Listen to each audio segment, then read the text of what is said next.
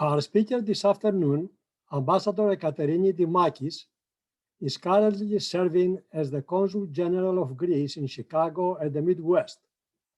She has served as the Director of the Department for International Multilateral Economic and Financial Organizations at the Hellenic Ministry of Foreign Affairs, as Consul General of Greece in Hamburg, Germany, as Political and Cultural Counselor at the Embassy of Greece in Vienna, Austria, as Consul at the Consulate General of Greece in Adelaide, Australia, as Deputy Head of Mission at the Embassy of Greece in Oslo, Norway, and at the Mission of Greece to the United Nations. She holds a law school and political sciences degree from the University of Athens, Greece, and holds a postgraduate degree in international law and the law of the sea. Ambassador Dimakis, the screen is yours. I'm sorry, let me remind to the audience that after the lecture, we are going to have a question and answer session, and you can type your question at any time by clicking the Q&A button at the bottom of the screen, and then another panel is going to open up where you can type your question. Those who attend the lecture on Facebook, they can type their question at the comments box on the right or the bottom of the screen. Because I will not be able to see the questions on Facebook, Stefanos Akelaridis, who is attending the lecture on both Zoom and Facebook, he's going to communicate these questions. Ambassador Dimakis, the screen is yours. Yes, thank you, Mr. Janos. Good afternoon, ladies and gentlemen. I hope you can hear me well. I would like to thank you very much for the invitation. It's indeed a very important bicentennial celebration this year to celebrate the 200 years of the modern Greek state. And it's a series of events and celebrations that we have undertook here in Chicago and I believe worldwide to celebrate this great milestone of the Greek history. I would like also to acknowledge the presence here today of many of my colleagues, members of the Consular Corps of Chicago, many of colleagues from abroad, from Europe and from other continents. I would like to thank you very much for being here with us today. What I will try to do today is to present you a very, very short and quick, I would say, outline of the Greek history since 1821 until today. And then we will have the possibility to make comments on particular aspects, perspectives, challenges, historical moments of Greece, and I will welcome your comments and questions. So let me start. Oh, sorry. Oh, sorry. Escape, yes. Excuse me. There we are. We are at the beginning, and let me start by presenting you the main, most important event of the modern Greek state, which is, of course, the Greek Revolution of 1821. The Greek Revolution and the war that followed that, which lasted about 10 years, made possible Greece to become an independent state in 1830. The revolution started in Peloponnesus, but as many people know now, it had started earlier in the Danube principalities of Moldova and Vlachia. Though there it was not successful, the revolution in Peloponnese managed to survive against all odds, against two civil wars, and managed to end up in the creation of the modern Greek state. Let's have a look at the major territorial milestones. As I said, 1830 to 1832, Greece becomes an independent state. In 1863, we have the accession of the Ionian Islands. In 1881, Thessaly is added to the Greek territory. With the Balkan Wars, 1912 to 1913, Greece gets back Macedonia, Epirus, and many of the Greek islands, including Crete. In 1919, with the Treaty of Neuilly, Greece gets Western Thrace from Bulgaria. And in 1947, the Dodecanese, eventually after the Second World War, becomes part of Greece. Here we have some maps that outline what I just mentioned to you. In 1830, not 1930, I'm sorry, it's a mistake there. It's the Protocol of London, and the Protocol of London outlined the border of Greece in the line of Sperchios and Aspropotamos, Achelos.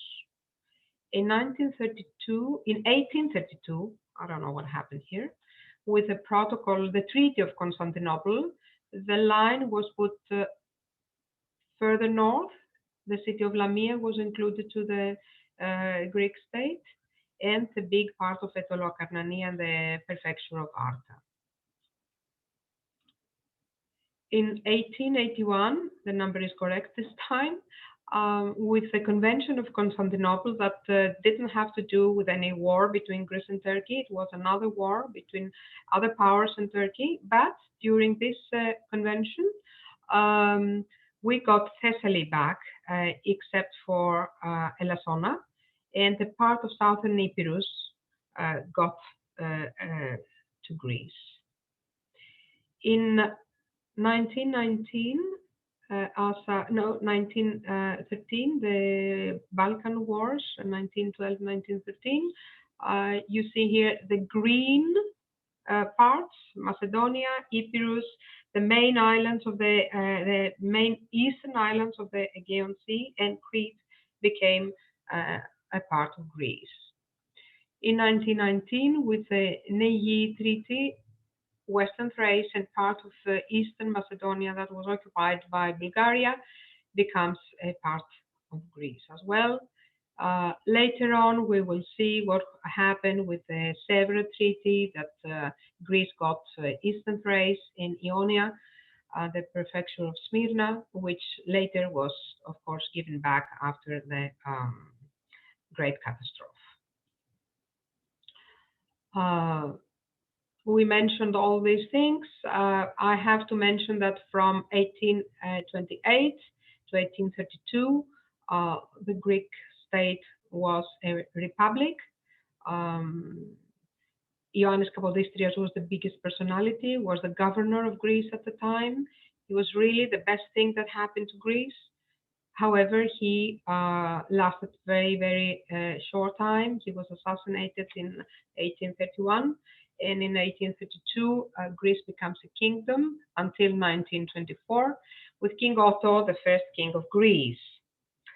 Now, the first period with King Otto, it was an absolute monarchy in Greece. But in 1843, there is a revolution, the revolution of 1843, with Dimitrios Kaleris and Ioannis Makrigiannis, and people demand constitution, which Otto, King Otto, offers, and now we have a constitutional monarchy. This is a very characteristic picture of the time. Another big milestone in the history of modern Greece is 1875, when we have a parliamentary monarchy with Charilaos Trikoupis, the biggest personality of the time, one of the biggest statesmen of modern Greece as well. Trikoupis played a very, very important role in the adoption of the Dedilomeni principle, which means that the government has to have the majority in the parliament. It cannot be otherwise. This is the parliamentary principle. And ever since, Greece is a parliamentary democracy. Unfortunately, in 1893, because of the very many infrastructure work that Trikoupis undertook and very many efforts to modernize the Greek state, we had the first insolvency. In 1896, we have the revival of the Olympic Games with the most important Baron de Coubertin, who had this dream and made it real and revitalized the Olympic Games in Athens in 1896.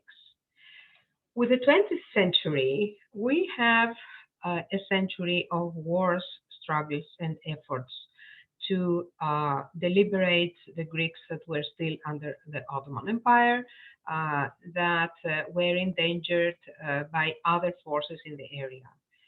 One of the biggest and most important pages in that history is the Macedonian struggle.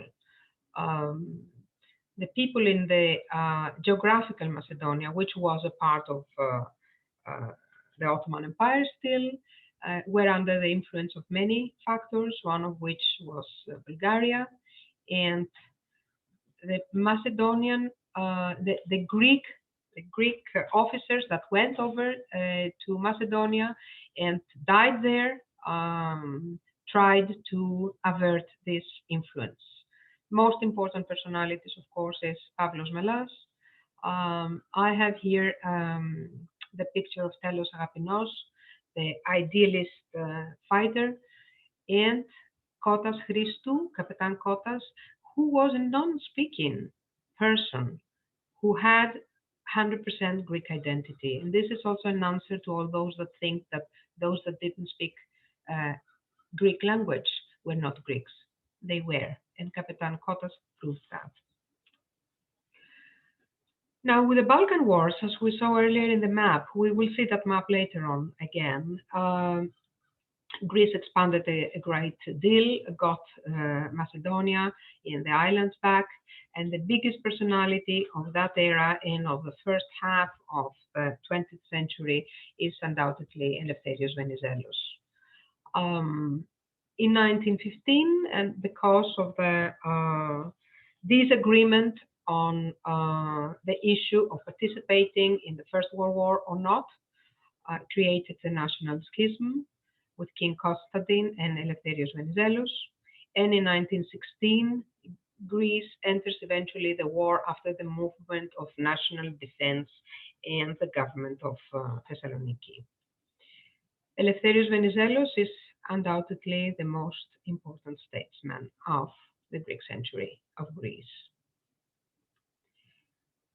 Here we see again this the map that shows the achievements of the Balkan Wars, which were huge and were against all odds, because we have to keep in mind that Greece had just lost the war with Turkey in 1897.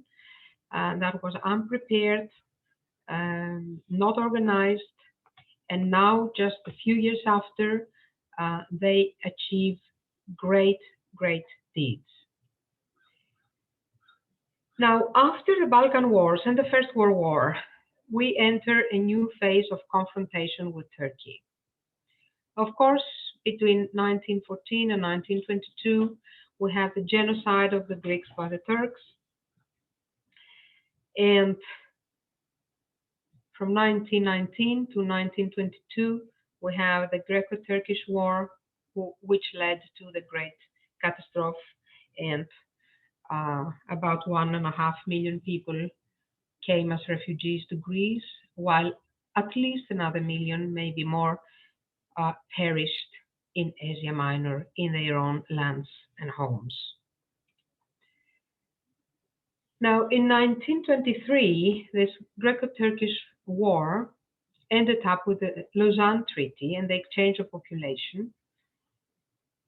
After that, in 1924, we have the second period until 1935 of Hellenic Republic.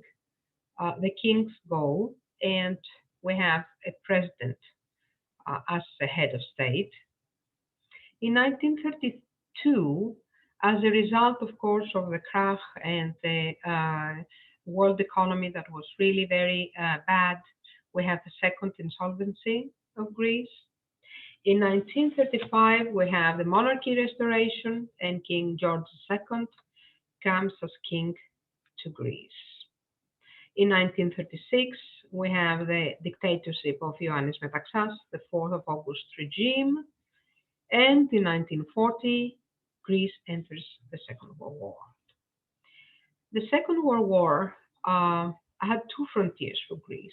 The Albanian frontier, which was victorious for Greece, and the Macedonian and Thrace frontier, which after a very heroic defense eventually surrendered to the Germans.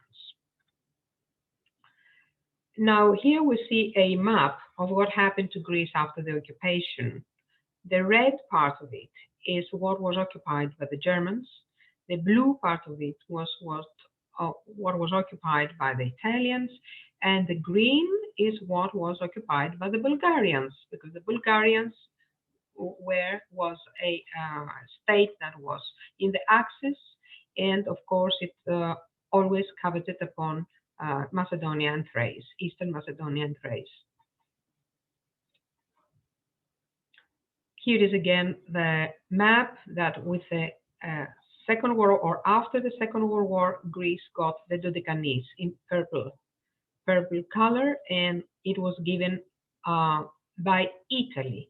Italy had the Dodecanese, had taken it from Turkey earlier in the century, and we got it from Italy.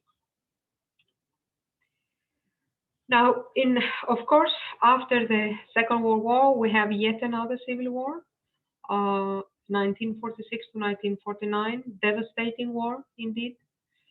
From 1948 and afterwards, Greece is a part of the Marshall Plan, gets help and assistance from United States to rebuild the country. In 1952, Greece becomes a NATO member. And between 1967 and 1974, we have the military junta regime. A devastating period for the modern Greek state as well. In 1973, we have the Polytechnic School uprising, which was the beginning of the end of the junta. But in 1974, in July and August, we have the invasion of Cyprus by the Turks. They invade the island in two different phases, Attila I and Attila II, and they occupied about 40% of the island of Cyprus. In 1974, just after the Cyprus invasion, of course, the junta is overthrown, and we start a new period of the Third Hellenic Republic with Konstantinos Karamanlis, the biggest political figure during this period. We have the referendum, again, that abolishes monarchy. And in 1976, we have the first major crisis between Greece and Turkey after the Cyprus invasion.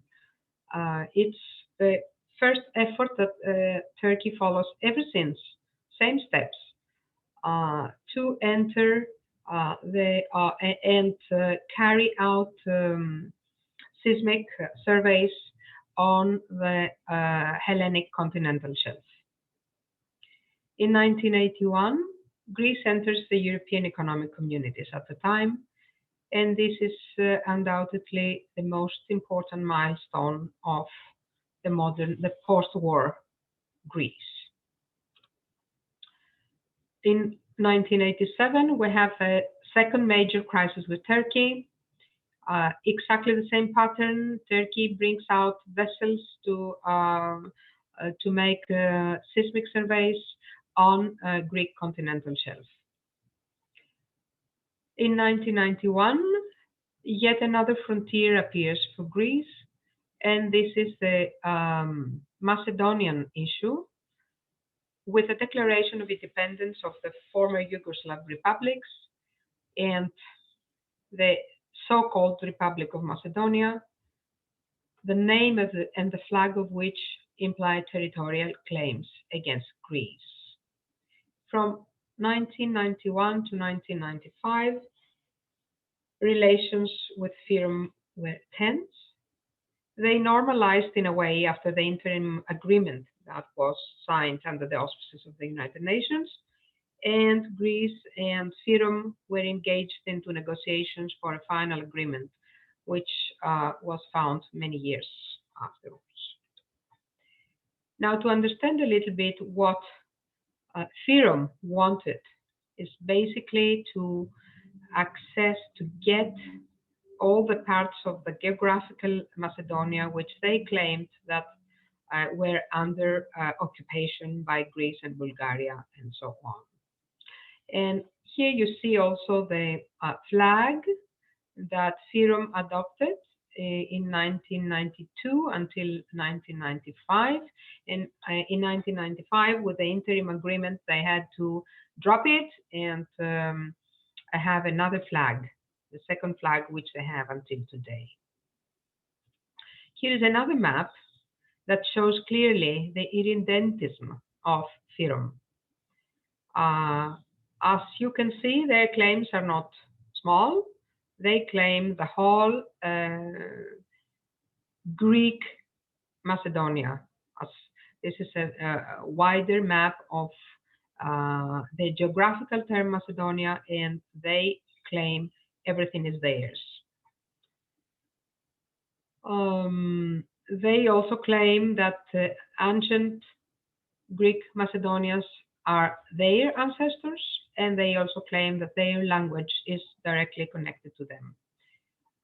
Well, these are foolishness, but this foolishness created a big problem for Greece for a serious number of years, 27 about. In 1995, Turkey endorses the casus belli dogma, which was first presented in June 1974, just before the invasion of Cyprus. And that dogma maintains that if Greece expands its territorial waters, it is a reason for war. In 1982, I have to go back a little bit, we have the Convention of the Law of the Sea, which was signed in Montego Bay. And according to the provisions of this treaty, we have the possibility, or every state has the possibility to prolong to the 12 nautical miles their territorial waters. So Greece, Turkey, Cyprus, United States, Mexico, whoever, any country in the world have the right to expand their territorial waters up to 20 nautical miles. And that is a sovereign right of each and every country that cannot be discussed and cannot be negotiated. And this is a map that shows the two cases, map of Aegean Sea. On the left side, we have the territorial waters as is today with 6 nautical miles.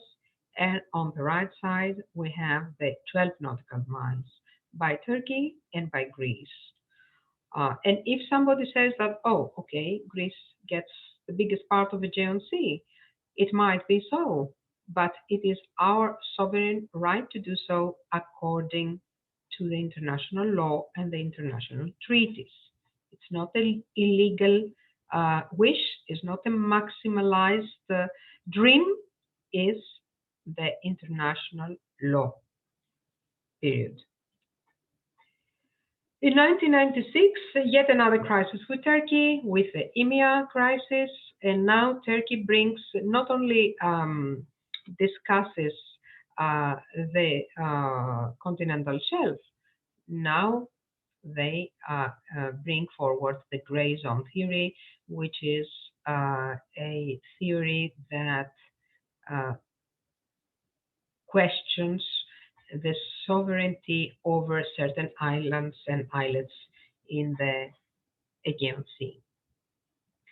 The EMEA is a very particular case. Here we have the maps. EMEA is a tiny little set of islets, two rocky islands between Greece and Turkey, which clearly lie in the line, in the Greek sector of the line. And this is the line of the treaty between Turkey and Italy. And clearly, EMEA is west of this line. This is an American Navy map of 1990, which shows and names Nisi EMEA, Greece in it. Here is another map. This is the Royal British Academy map of 1995. And here you see the border between Greece and Turkey. EMEA is right here. And here, last but not least, is a Turkish military map of 1969.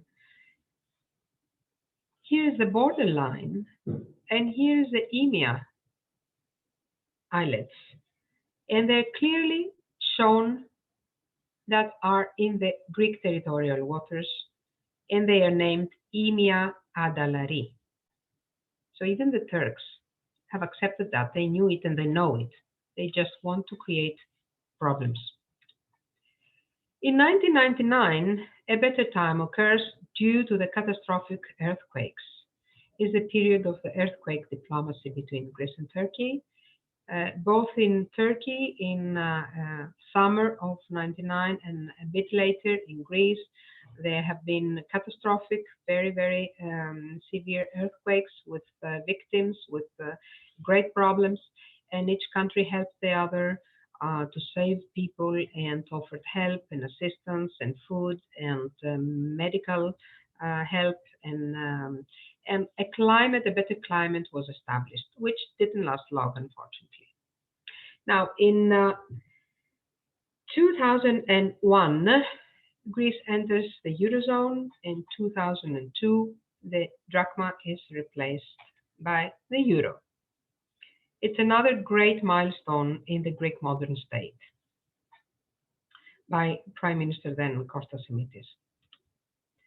In 2004, Athens hosts the 28th Olympiad, which was a great success, a fantastic event that still is to be remembered worldwide. In 2010, however, the European sovereign debt crisis starts. Not only Greece, other countries in Europe like Portugal, like Spain, like Ireland, and Italy to a great extent had very severe problems.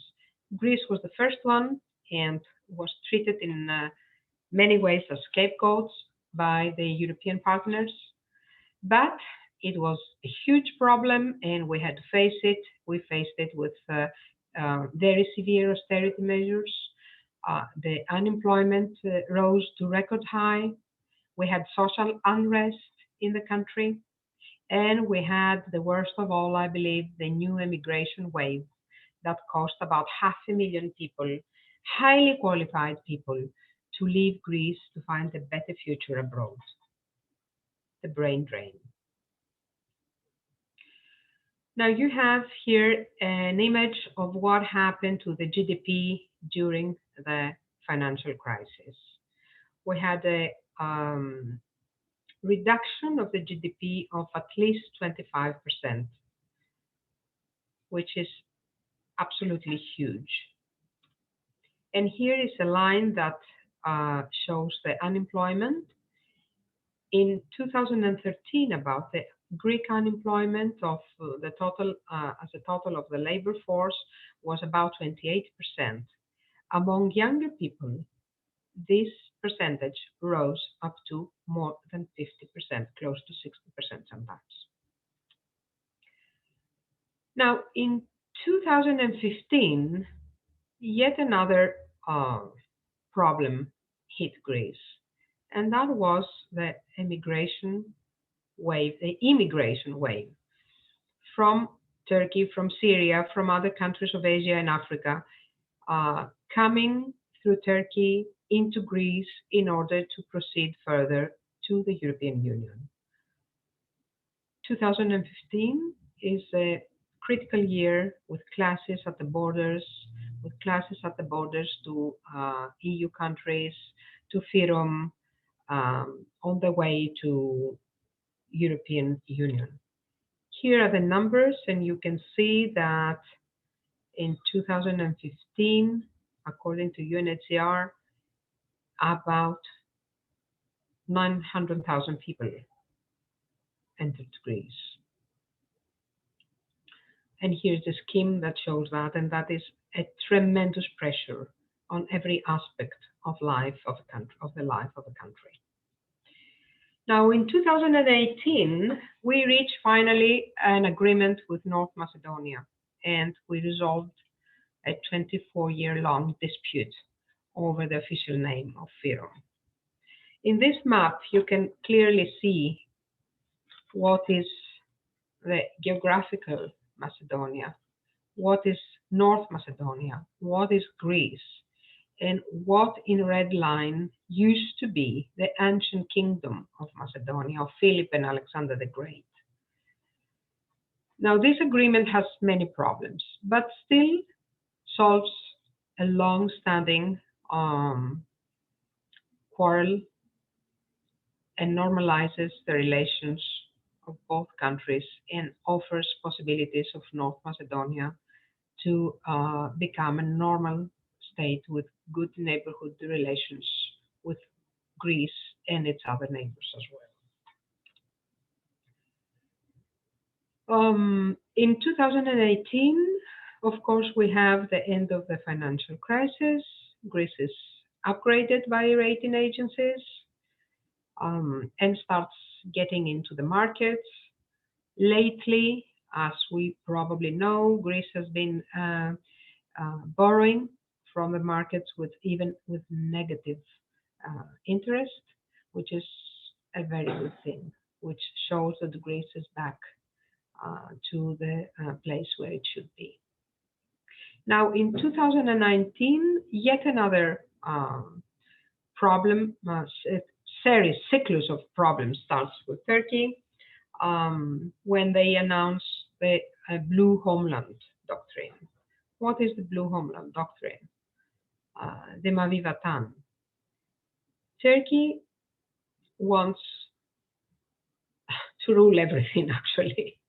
So Turkey wants to split the Aegean Sea. Turkey claims that the islands have no zones, no continental shelf, no exclusive economic zone. The same they claim for Cyprus. If you see how they circle Cyprus here, ready to strangle it, they have already struggled and absorbed all the Greek islands of Eastern Aegean. Following to that theory, and in the end of 2019, Turkey makes an agreement on exclusive economic zones between herself and Libya. And this is a very peculiar agreement because these agreements are signed between neighboring countries. Turkey and Libya are not neighbors. There are other countries like Egypt, like Greece, that go in between, and there is no borderline. However, Turkey proceeded into this and, of course, caused a number of reactions by other countries, by Egypt, by Greece, by the international community, by the European Union, and so on. In early 2020, in March, we have new tensions with Turkey. after the asymmetric hybrid migration threat at the Greek land and sea eastern borders. What is that exactly? What Turkey wants to do? Turkey uses migrants as a battering ram to forcefully breach the Greek border at the Evros region to gain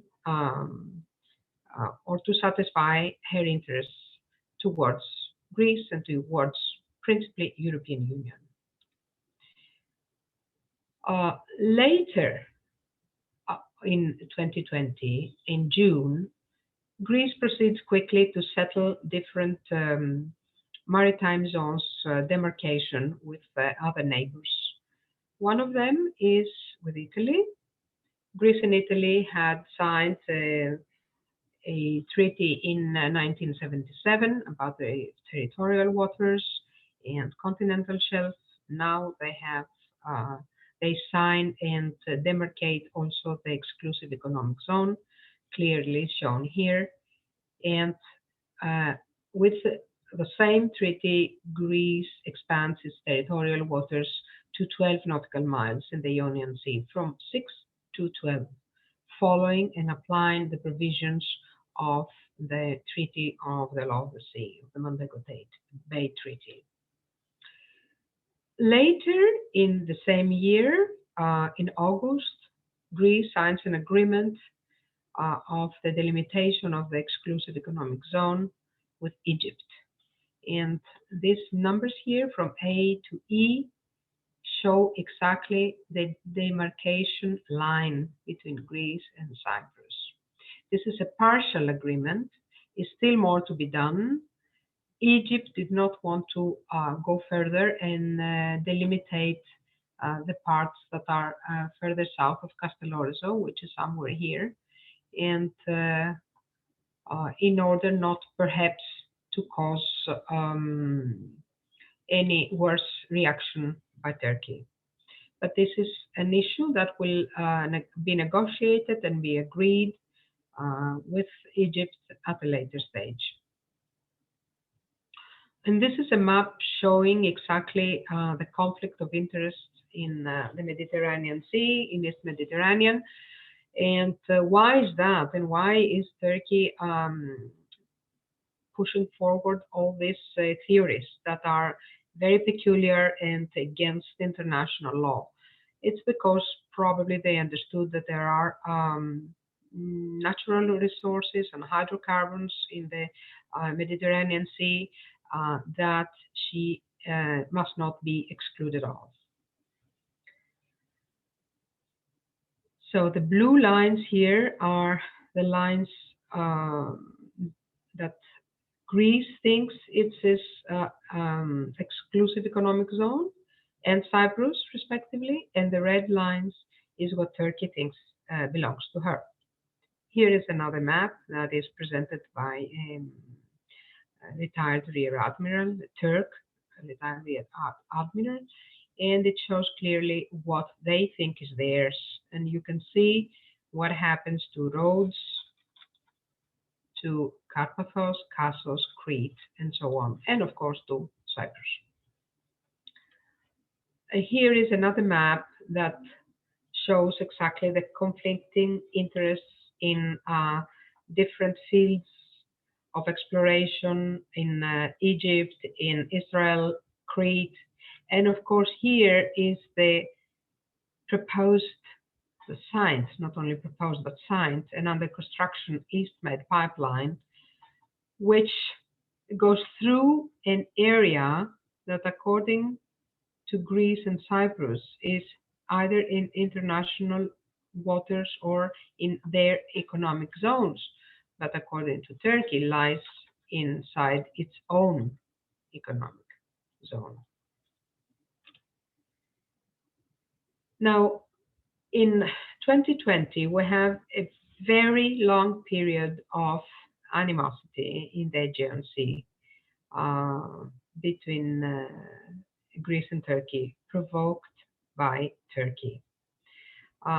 Turkey starts with different vessels to do seismic surveys in the continental shelf of Greece and of Cyprus, with different vessels.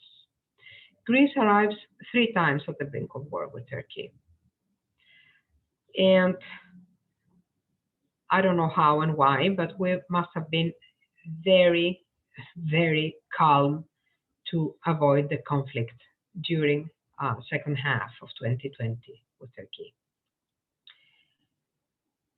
After Turkey withdraws its vessels from the Aegean and East Mediterranean, we started a new series of exploratory talks or contacts, as we say, to try to find ways of understanding of each other and try to explore ways to proceed. And right after this 61st round of talks that took place in Istanbul, in Constantinople, finished in early February, Turkey started again by presenting a new NAVTEX for a new research in the Aegean, in the middle of the Aegean, on the continental shelf of Limnos with another vessel, yet another vessel. And this is the area which Turkey wants to conduct seismic or other research.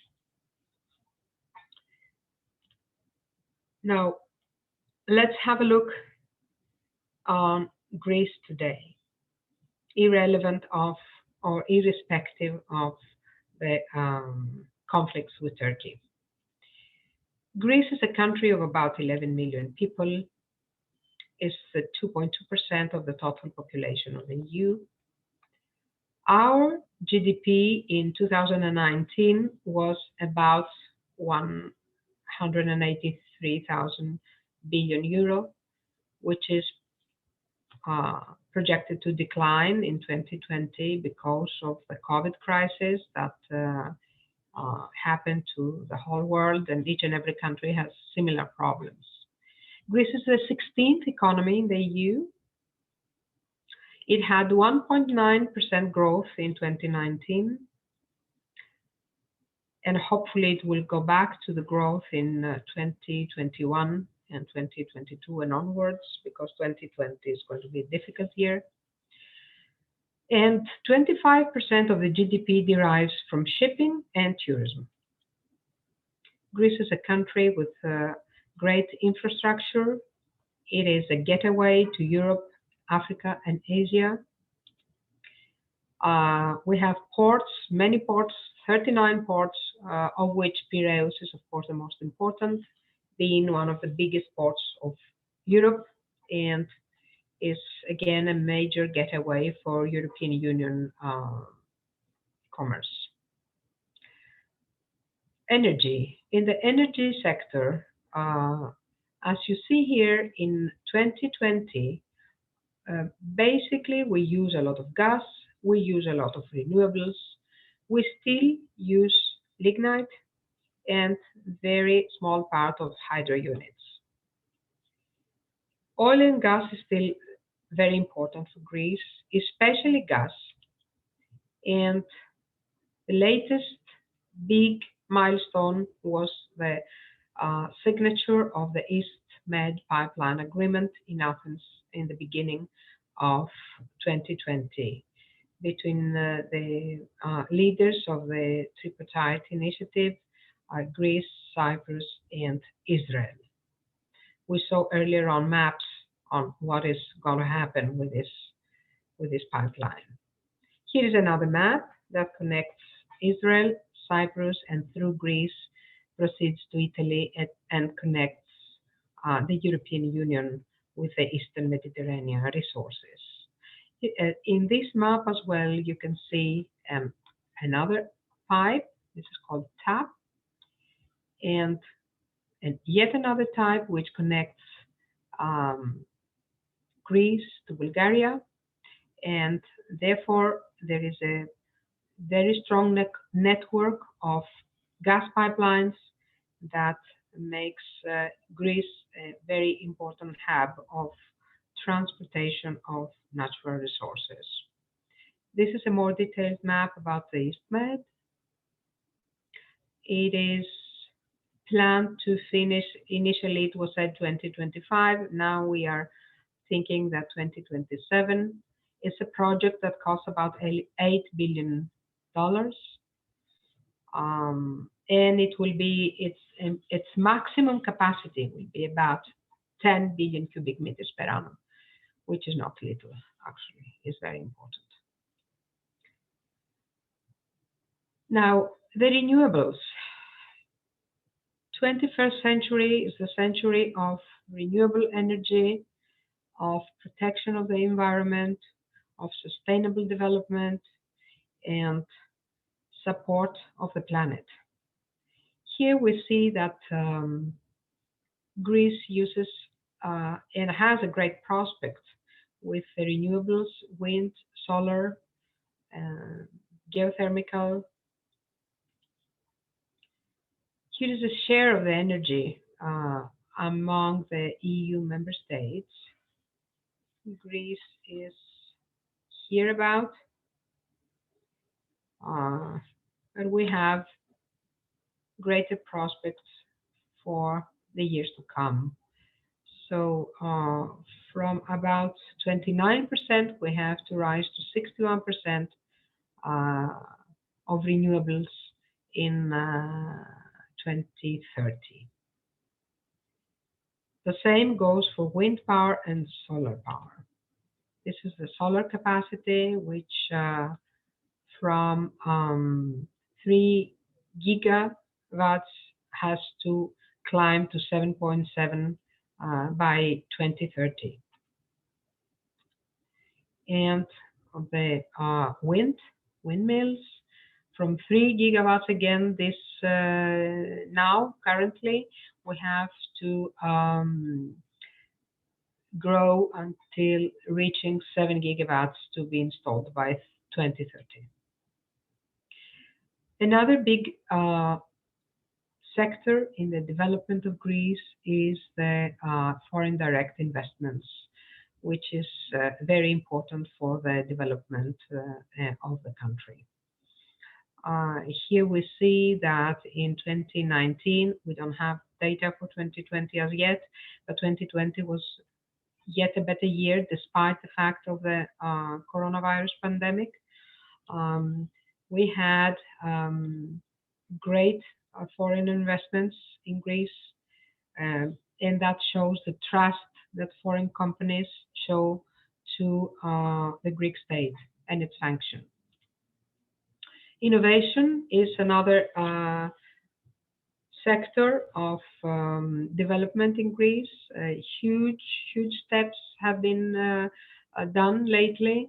In 2018, Athens was named the European Capital of Innovation for a number of years. It was achieving high scores in innovation. The latest agreement with Volkswagen that will transfer Astypalea to an innovation hub of Europe with electric vehicles, with mobility services, with green energy, and the Athens New Innovation District in Chropi, newly, just lately announced by the Prime Minister. Now, regarding the pandemic, as we probably know, Greece was one of the countries that managed to face the pandemic in a rather successful way, keeping cases and casualties quite low by comparison of other EU and other countries. Of course, to have about 180,000 cases is not little, but and 6.3 thousand deaths is not little, but it is an achievement compared to what happened in other neighboring countries even.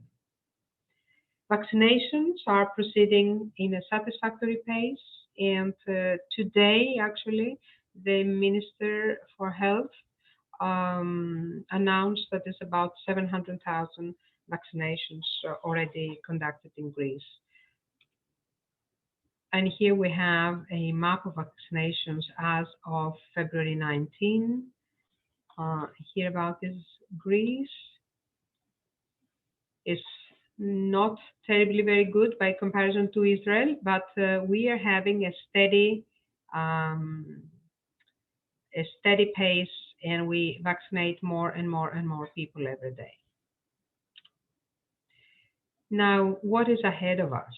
Of course, pandemics like COVID will come again, and we have to get ready and build all these systems that will make us ready to face it in the future, not caught by surprise as we were with COVID.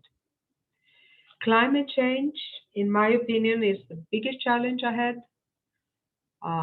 Planet is in danger, and we have to think what we can do to save it.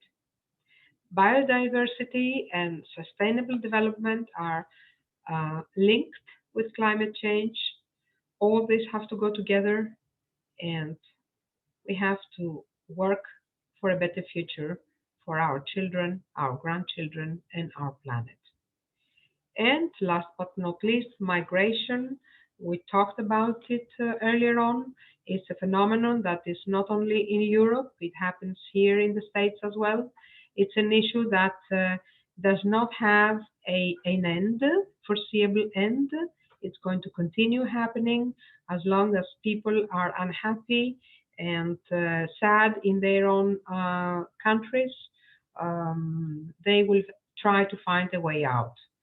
I think we all have to cooperate together to find solutions in these problems, to help other countries develop and offer a good standard of living to their citizens, so that to face the migration issue in a better way. I believe that if we all work together, we can find ways to face the future. Thank you very much. Thank you very much, Ambassador. And could you please, okay, very good. Thank you, Slido. Let's see the questions, what questions we have. Okay, the first question is from Kostas Dalagiorgas. Can you please explain the success that Greece has had dealing with COVID-19 pandemic? Why has Greece done so well compared to Western Europe and the United States? Well, I think this is a known story already. Greece took very severe measures at the beginning of the crisis. And I remember last year, it's exactly 1 year actually, when Greece did not allow the carnival celebrations to happen. And people were really mad and cross, and they wanted to go on with their life. But the government then said that this is serious. We cannot take it as a joke. We have to take serious measures to avoid the worst. Soon later, we saw what happened in Italy. We saw what happened in other countries. We saw what happened in the United States. Greece had a very, very serious lockdown in March. This was very, very important to stop the virus from expanding rapidly. During the summer, we stayed back a little bit. We relaxed a little bit, and this had as a cause what happened in the autumn. And then again, of course, it was people that didn't want to obey and people that didn't take serious the measures. And then we proceeded to having many incidents per day. The first phase was very successful by Greece. The second phase was not as successful. However, it was much better than other countries. First, because of the measures, and secondly, because the government was absolutely ready to face it and to be serious about it. Then next question is from Athan. I agree with you that climate change is the biggest threat to our planet and of course to Greece. Then why does the Greeks continue to push offshore drilling for fossil fuels? First of all, let's face it, renewables are important, renewables are good, renewables are great, but they cannot replace in a night, overnight, the energy consumption and the energy needs of the planet and of Greece. Basically, the search of Greece is for gas, not for oil. However, it's not possible for Greece or any country to stop searching and being able to find out new resources, energy resources. As I said earlier on, we still use lignite. Many countries still use lignite. Coal, that is coal. Germany uses coal. Biggest part of Germany energy comes from coal. It's unbelievable, but it is so. So we are going to go there. We have a plan, as I showed you, until 2030. We have different aims to achieve in wind, in solar, in other renewable energy sources. But this has to come step by step. And meanwhile, we have to satisfy our needs and our consumption and our interests. The next question is from young Richard Kim. Thank you for your presentation, Ambassador Dimakis. It seems that Cyprus problem will remain a persistent challenge, and it seems with Turkey's recent policies to be getting worse. What do you think needs to happen in order for serious negotiations to resume again?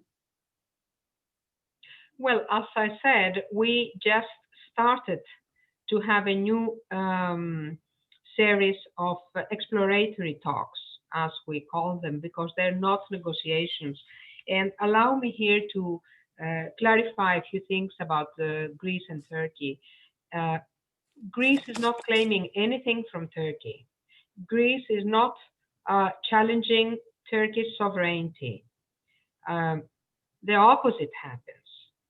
What Greece wants is to follow international law, to respect the treaties signed by both countries through the years, and to respect their people and their rights. That's all. And when Turkey comes and says, I want this and I want that, and the islands don't have this and don't have that, they don't base these arguments on international law. They base these arguments on their power. Turkey's effort lately to become a new Ottoman Empire and to rule the peripheral, the regional part of the world around her might be interesting for her, but is completely outside the international law framework. After the Second World War, we have formed a society of nations, the United Nations, and we follow international law in our relations, both in bilateral and multilateral. It's no way that any country can proceed and do whatever they want and go unpunished for that. As we saw, the actions of Turkey created responses from European Union, from United States. We have all followed Foreign Minister Pompeo and what he said during 2020. So what Greece says is, okay, sovereignty is not to be discussed. If you want to discuss something, is the delimitation of our continental shelf. If we don't agree on that, we can go to the Court of Justice and let them decide for us. We are aware, Greece is aware that any court will not satisfy 100% Greece. We know that, a court judges. The judge is judging. So we are ready to take it because that's the only way to have good neighborhood relations and to live in peace with our neighbors. Turkey does not want that. To go to the International Court of Hague, we need to both agree. Greece agrees, Turkey does not agree. So this is the problem. To go together there, to solve the issue there, we have to both agree, we have to both follow and respect international law, and we have to both apply any court decision afterwards. The next question is from Tassos Chichis. Thank you for a great presentation. Does Greece have the ability to manufacture the vaccine if allowed by the EEC?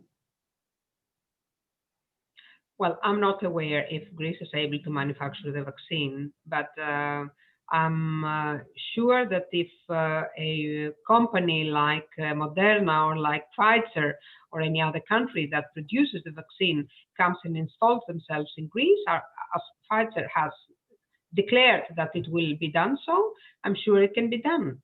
But this is a question that is completely outside of my knowledge and expertise, I'm sorry to say. The next question is from John P. With hydrocarbons being replaced as energy sources in the next decade or so, can we say this is good news and bad news? Bad news, Greece's hydrocarbon resources will be worth less, and the good news, Turkey will have less incentive to take our EEZ. Well, yes and no. Well, I don't disagree with that comment, but I am reluctant to believe that Turkey will stop its aggression against Greece, because Turkey does not care only for the EEZ, the exclusive economic zone. Turkey cares to grab the islands, and they have started and they constantly build on that. They claim, and in their rhetoric inside Turkey and internationally, they start claiming that the Lausanne Treaty is not valid, that we have to change it, and this and that and the other, and the islands is wrongfully given to Greece, and so on and so forth. You know, they aim at the sovereignty over the islands. Well, they might, but we don't agree on that. I'm sorry. The next question is from Thanasis Economou. Why Greece does not extend the AOZ to 12 miles that is allowed under the international laws? AOZ is the territorial waters. The exclusive economic zone, he wants to say. Oh, AOZ, the territorial waters, not the... AOZ is in Greek the AOS, the exclusive economic zone. Yeah. So he talks about the territorial waters, about, as I understand. Well, Greece has already done it, as I told you, on the west side towards Italy. Italy and Greece are two countries of the European Union. They both understand and act in the same framework of laws and regulations within the European Union, and they both follow international law and the law of the sea in that sector. However, towards the east, Greece has the right to do that. This is a right that has no expired date. They can apply it whenever they think is right for them. To underline what happens here with Turkey, I would like to say that Turkey has applied 12 nautical miles of territorial waters in the Black Sea and in the Mediterranean, Southeast Mediterranean, but it also keeps 6 nautical miles in the Aegean Sea. Nobody said that they will not have the right to expand it later. So this is a right given by the Montego Bay Treaty on the law of the sea, and is a sovereign right of each state. Now, Greece will apply it when it seems and deems right timing to apply it. The next question is from Iphigenia Monokrusou. Thank you so much, Ambassador Dimakis, for the very insightful presentation. On which specific aspect of the Greek Revolution and on which specific aspect of modern Greece's profile will you be focusing during the 200 years anniversary celebration in the United States? Well, thank you for this question. It's an honor to have audience from Greece following us. We have been planning a number of events here. We are already cooperating with the University of Illinois in Chicago on a series of events about Philhellenism. We are going to organize a big lecture, a big symposium, online symposium about an approach, a comparative approach of the Greek, the French, and the American Revolution. We are going to organize many other events about all of them online, about the role of the church in the revolution of 1821, which is usually not discussed thoroughly about, and many others. Thank you. The next question is from an anonymous attendee. As I attend various lectures given by Greek professors, it seems the majority of them have a Marxist slant. They seem to whitewash Greek history in a way that so profoundly minimizes the suffering of the Greeks under the Ottomans. It starts to sound like Turkish propaganda. Are you familiar with this trend? Is there something we can do to ensure Greek history is not rewritten? Well, I cannot answer for the opinions of other people and of other historians and of other professors. But history is history, and no matter if somebody tries to alter it or change it or put a filter on it, this does not change the facts. And the facts are that after 400 years of Ottoman rule, Greece, the Greeks revolted and managed through the revolution and the independence war to make a state, an independent state, with the support and the assistance of the then powers, of course, and thereafter to slowly and step by step become a state strong and developed and proceeding and prosperous and optimistic towards the future as it is today.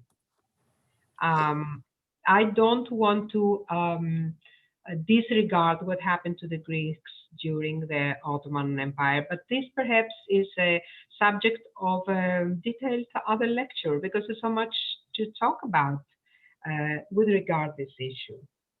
Yeah, I suppose the question was centered most in stressing that the lectures of professors do not stress so much how the Greeks, how they suffered under the Ottomans, namely what were the living conditions of the Greeks under the Ottomans.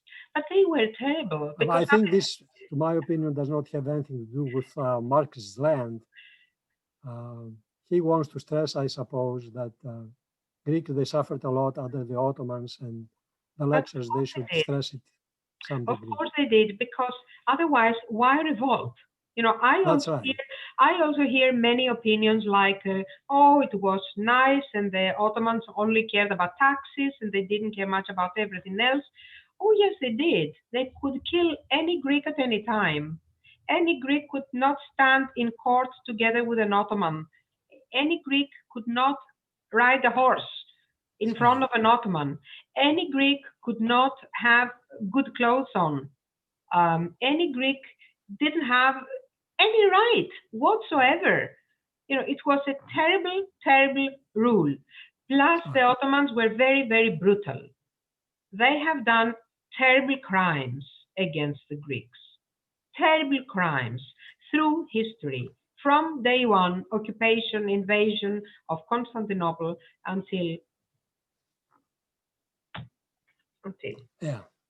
Actually, the Greeks, they were called Raya, and as Of course. historians, they say Raya means cattle in Turkey. So that's very indicative of how the Turks, they were treating the Greeks. I just said that Raya, according to a Turkish historian, means cattle in the Turkish language. So they were calling the Greeks Raya, so they were treating them like that way. Yeah, and not only the Greeks, all the Christians were Raya. Oh, sure. Okay, the next question is also from an anonymous attendee. What is the current state of the migrant crisis in Greece? How many migrants remain? And will they be sent back to the Middle East or passed on to other parts of Europe? Well, there are quite many still in Greece. I don't know the exact number, but we have been creating different centers where they can live in better conditions because of what happened last year or the year before in Moria and the fires there. And of course, these people have many problems, as any migrant. Of course, the conditions that they live and their luck is not the best. The important thing is that they live in civilized conditions and they proceed if they want to go to another country, or if they're illegal immigrants in Greece, they go back to their homelands. Unfortunately, even if we like it or not, Greece cannot be the host of any migrant from any country that has problems in his country. We cannot do that. This is why I underlined earlier that we have to work together and to find solutions to these issues, because these issues are not going to stop.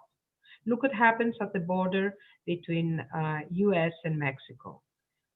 And the conditions of the people, the migrants living there are also terrible. You know, these are issues that don't have answers with one statement. It's very complicated, important issues that we have to work on. The next question is from Sen Sandy Papas. I'm sorry, I'm not sure what the Sen stands for. Stands for senator. I don't know what it stands for. It's a local state senator, I'm not sure. Unfortunately, I missed much of the presentation. I see it's being recorded. How can I access the recording? The recording could be accessed through Facebook. It's going to be on Facebook. So this is not a question for the ambassador, it's just a question for the organization. So it's going to stay there for quite some time. It can be reached. And if she would send us some more information through our website, you could provide more information to her about that. Let me see if we have any other questions. I don't see any other ones. Stefanos, do you have anything from Facebook? I see some more questions. I don't know if you want to answer them. There is one from Van,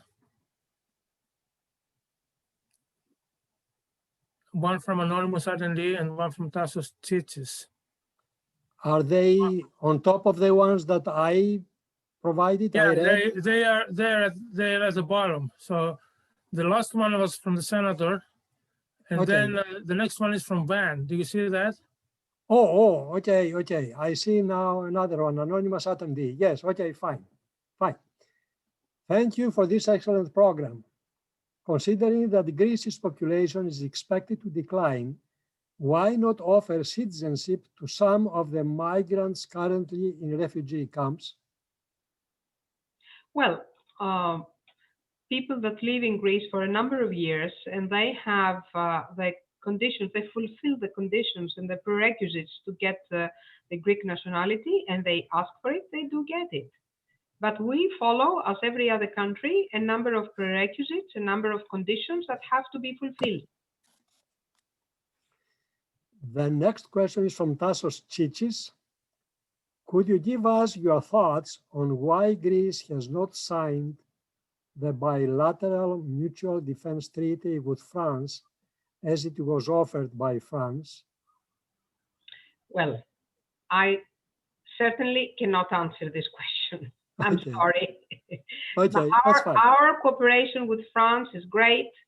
As you probably know, we have recently agreed to buy a lot of things from France. So further comments on that, I refrain myself from making. Thank you. I absolutely understand. I don't see any more. Do you, Stefano, see anything more? I see two more. I don't know if you don't want to answer them. I mean, there's one from Van Economo. Do you see that? No, I don't. My screen does not show it. It says a recurring theme in the whole history of Greece since the Byzantine Empire days is an antipathy between Greek speakers and the Ottoman Empire and Turkish Republic. As common membership in NATO and other international organizations, are there any hopes or possibilities of a peaceful relations, maybe he means resolution, between the two countries? Essentially, we are all members of NATO, but why do we have poor relations? I guess that's what he's asking. Well, yes, I understand. But as I explained earlier, it is not Greece that is the aggressor here. It is Turkey. And of course, Greece cannot just accept and swallow whatever an aggressor says or wants or is willing to do. This is why Greece maintains that if we have differences, we have to solve them according to international law.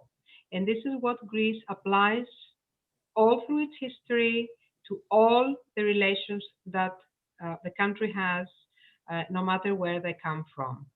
In the latest years, Greece has developed excellent relations with the Middle Eastern countries, with Arab countries, with Israel, with Egypt, and it's excellent relations. They are based on international law and on goodwill and cooperation and looking forward. Turkey is based, despite the fact that it's also a NATO member, is based, unfortunately, on the basis and on the argument that I want back what you got during your liberation.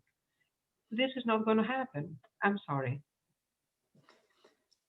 There is another question from an anonymous attendee. What should be the main message of the 200-year celebration? Well, I believe is to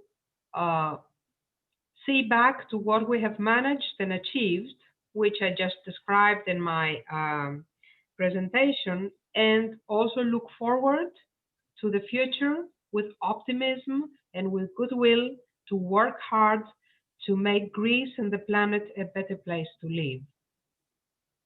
Greece, you know, has achieved wonderful, wonderful achievements during these 200 years in culture, in science, in every aspect of life.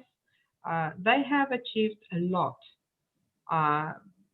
It's a great country against all odds, against the difficulties, against the aggressors, against the aggressions. We have managed what we have managed today, and we proceed forward. And to proceed forward is the remarks that I made at the end of my speech, and this is to work hard to make our planet better, to make our neighbors better, to our neighborhoods, better, and to work towards a better future for us and our children and grandchildren, for the generations to come. Okay, let me see if I can see any other question. Okay, there is one from Christos Papas. In 2020, only people with Greek passports could travel to Greece. Do you believe summer of 2021 Greece will open for US citizens? Well, there is a small misunderstanding about this issue because the travel restrictions are applied by the United States as well. So no European citizen can come to the United States, and European Union reciprocates that. Um, Greece believes, and our Prime Minister just suggested earlier, that all those that are vaccinated can have a vaccination certificate and can travel freely. I do not know if this is going to be applied. This is an issue that depends on a lot of factors, of a lot of developments, and how the vaccination process will be developed, what kind of measures will be adopted by the United States administration, and what the European Union countries will do as well. It will all also depend on how the pandemic proceeds and how the vaccination proceeds. The next message is from Irini Pedzaropoulou. Γεια σου, Irini. Thank you for this wonderful presentation, Irini Pedzaropoulou. And the next question is from Athan. Is Greece a great country or the greatest country of all time? Well, it depends on how we see it. In Greece, we are, like every country, I guess, we are egocentric. We look at ourselves in the center of the world. Many countries are doing that. And I've been in many countries and I've seen that happening in many other countries as well. But Greece is a great country to a great extent, to a big extent.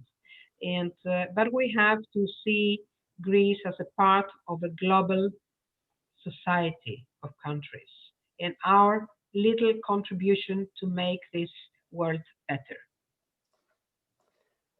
Okay, I don't see anyone more question. Let me ask one question. What was the issue for Albania that the resolution of the EOZ, the exclusive economic zone between Greece and Albania, had to go to the International Court? I would think that it should be straightforward because Albania is mostly north of Greece. So what the issue was there? Well, the demarcation or delineation issues are very technical, and we might see the map and think it's easy. It's not always easy. But let me tell you that with Albania, we have signed an agreement earlier on, which Albania went back from it. Now, I don't want to analyze why. There are many thoughts about that. Okay. But lately, in the course of 2020 again, the Greek government make another effort towards Albania, and Albania agreed to proceed to the International Court and solve the disagreement on the demarcation. So that means that Albania agrees to put the issue in front of the International Court and confirms that it will abide by the decision of the International Court. And soon this matter will be resolved as well. Yeah, there is another question here.